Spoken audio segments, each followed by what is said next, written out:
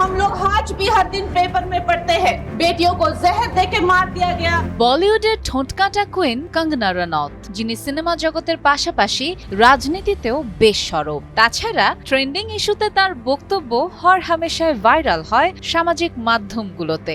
সম্প্রতি বিয়ের আগে মেয়েদের করণীয় কিছু বিষয় নিয়ে খোলামেলা বক্তব্য দিয়েছেন 40 বছর বয়সী কুমারী কঙ্গনা। সাবেক মিস পুনে তিশা শর্মার রহস্যজনক মৃত্যু এবং পাঞ্জাবে গায়িকা ইন্দর করের অপহরণ ও হত্যার ঘটনা ঘিরে উত্তাল ভারত। সে প্রেক্ষাপটেই কঙ্গনা নিজের বক্তব্য দিয়ে আবারও লাইমলাইটে আসেন। পুরুষ সমাজের নেতিবাচক দিক তুলে ধরে কঙ্গনা বলেন, প্রতিদিন বিবাহিত তরুণীদের নিয়ে মর্মান্তিক খবর সামনে আসছে।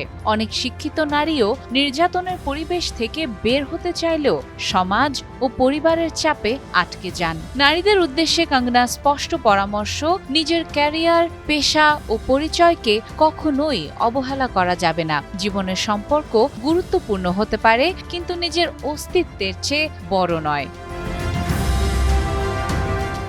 বিয়ের আগে মেয়েদের পুরোপুরি স্বাবলম্বী হওয়ার আহ্বান জানিয়ে তিনি বলেন, নিজের পায়ে দাঁড়ানোর পরই বিয়ের সিদ্ধান্ত নেওয়া উচিত, কারণ শেষ পর্যন্ত নিজের পাশে নিজেকেই দাঁড়াতে হয়। বাইরে থেকে কেউ এসে জীবন বদলে দেবে এমন আশা করা ভুল।